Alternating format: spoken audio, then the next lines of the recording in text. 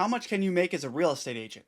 Let's talk through what statistics say real estate agents make, why I believe the data is negatively skewed. We'll look at different data sources, and then let's talk about how much you can make and how.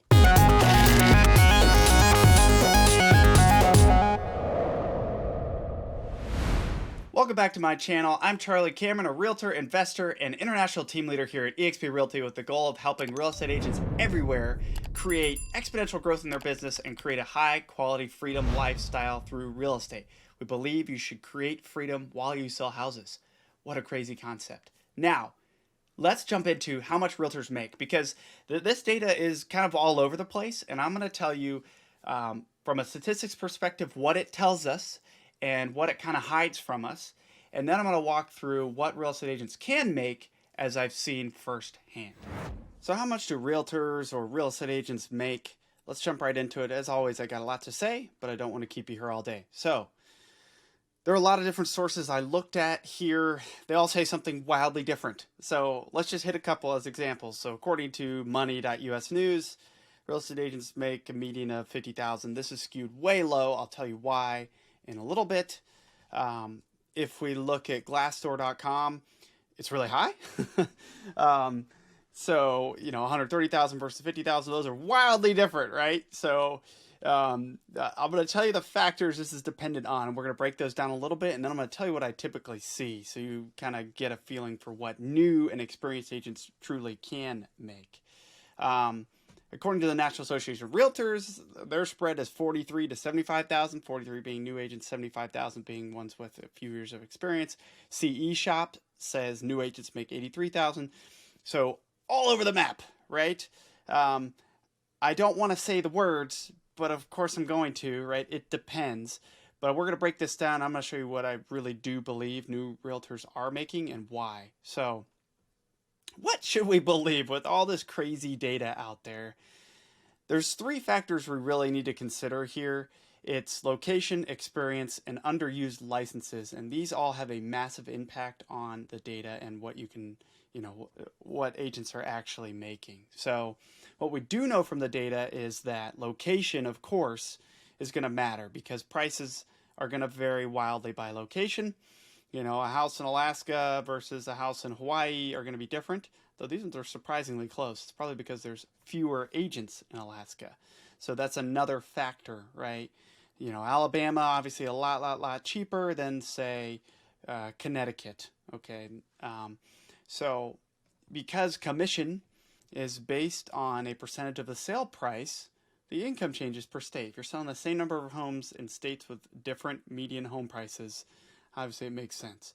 Now, of course, you can sell more homes in a cheaper state and make more money than an agent in a more expensive state. So you can crush it anywhere. It really does not. This part I think is the lowest, the most irrelevant factor to your income as an agent, because you can always hustle and sell more homes. Now, experience in the industry based on the data absolutely does matter. So what we do know is that, your lowest income year, it's going to be your first year. Everything after that, the sky's the limit. So agents tend to make far more money in their second year than their first year. That's been my experience. That's been every agent I've known's experience, because you got to kind of grease the wheels in that first year. And then as you really get a lot of industry experience, you can really grow that income. And this is not even a limit by any means. I know 2-year agents on our team who do 7 figures. Okay, so you can you could blow these numbers out of the water if you want to, but realistically speaking, depending on how much lead generation you really put in, you can be in these areas, and experience really does have a long-term impact. And we're going to talk about how to make this happen faster in a minute. So I love this quote: "Effort over time beats talent every time."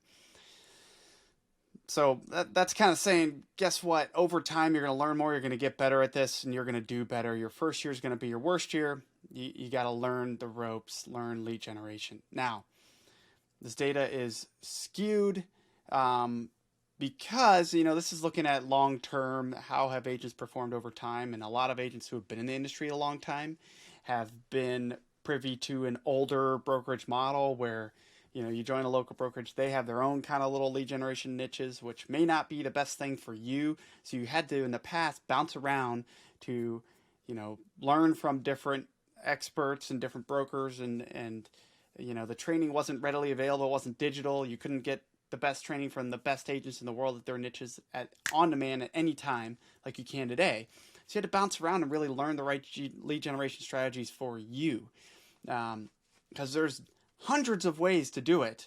But if you really want to scale in this business, A, you have to learn it, and B, you have to find what actually works for you and what you enjoy doing, or you're going to burn out and not do it and not be able to scale. So I think now is the best opportunity in history to accelerate your growth and bring this income left as a new agent, because you can learn lead generation knowledge from the right team by partnering with the right team at the right brokerage, and do 6 figures in year 1 or 7 figures in year 2. Those are absolutely achievable with the right partners and the right mindset and hustle. So the third factor that's really skewing the data unnecessarily low is that plenty of licensed real estate agents aren't actually using their licenses or not intending to use them full time. So you've got people who have gotten a license, but they're completely inactive. A lot of these are included in the data, right? So right? Is that helpful? No.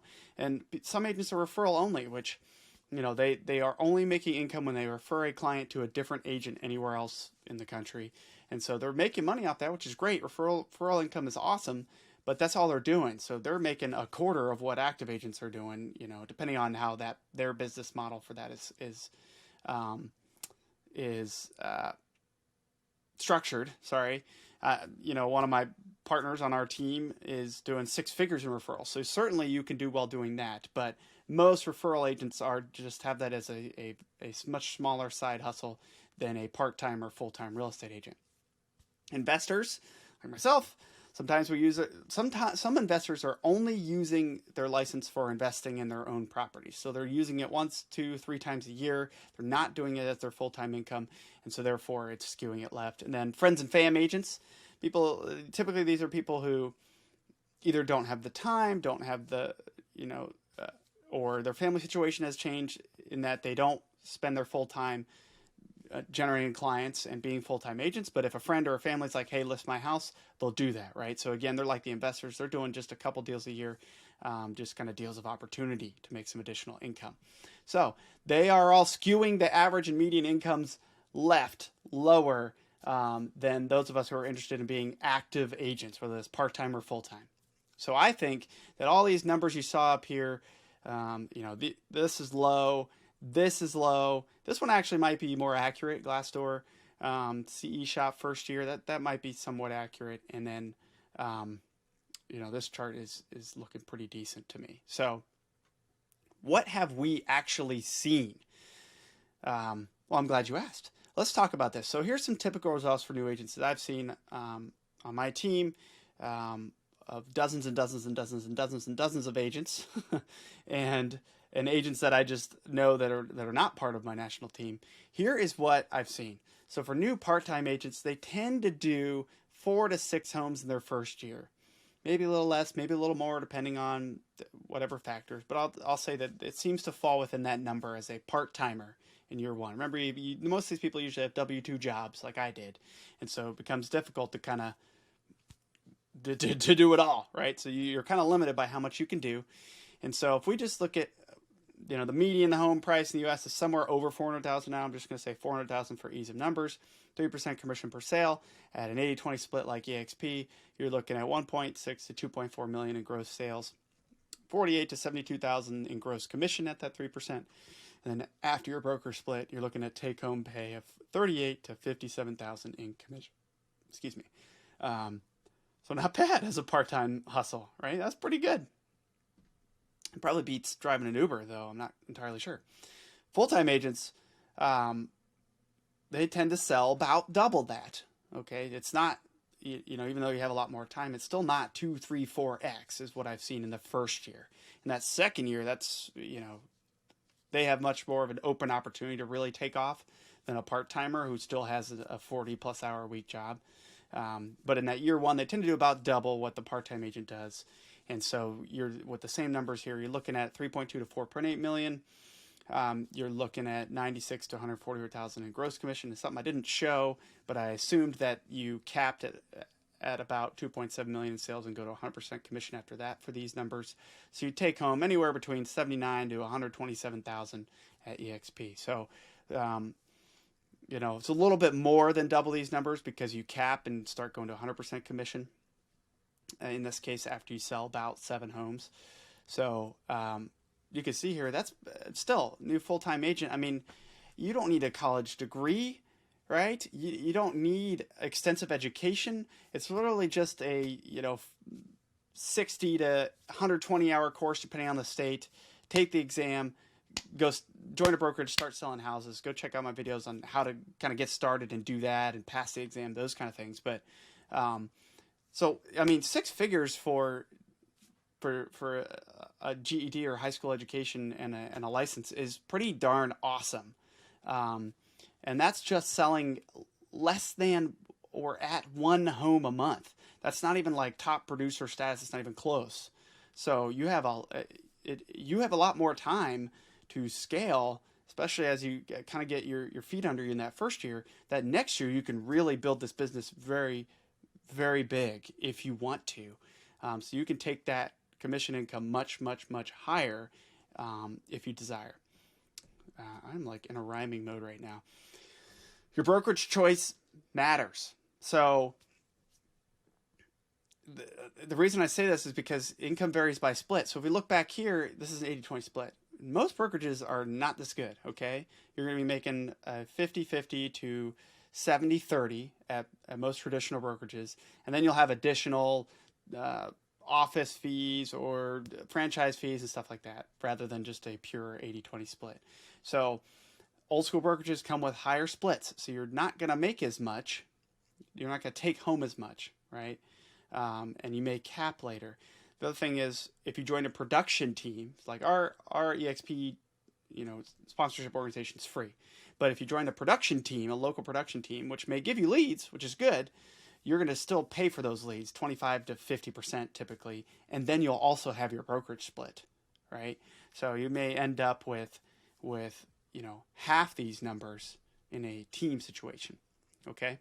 So one of those things, I believe all agents should learn how to generate their own leads, whether that's for you to do part-time and still join a team, it's totally up to you. But I really think to have a scalable business, as an entrepreneur, you should learn that piece of the business. It's the most important part. So, and then so production teams, old school brokerages. So the reason I say all this is because you should do your homework, decide on your brokerage choice. And if you're interested in EXP and joining with our team, have an 80-20 split, and additional benefits, you schedule a call. Check out the link below, or the link at the bottom here, and we'd be happy to kind of walk through that model with you and see if it's the right fit for you. I started as a newbie at EXP, part-timer, newbie, okay, and hit 6 figures in year 2 as a part-timer, right, and then transition full-time. So I know what is in the realm of the possible, and you don't have to pay 50% splits in your first year. All right. So what about experienced full-time agents? What should they expect to make? So after year 1, you start to get things rolling, maybe year 2, year 3. It depends. Everyone's favorite answer, right? That's where hustle, partnering with the right brokerage and team really matters. So you could truly scale to whatever level you want once you know which few of the 100 different lead generation techniques work best for you. Right? We kind of mentioned that already. I will say that in general, most full-time agents I know with a high-value brokerage and a good split cap are breaking at least 6 figures every year. Okay, so that's pretty good. Now you may see some weirdities this year with the market kind of getting all funky and listings sitting for longer, but I think we'll get past that bumpy road, and you're still going to see most agents making 6 figures every year. So. Now, what our team has seen in particular, and what we help teach, because we've been there, so we teach it, is 6-figure part-timers, how to go part-time to full-time, how to start day 1 as a full-time agent, if that's your desire, and 7-figure new agents. So You know, we've got agents on our team who's made 7 figures in their second year as a real estate agent.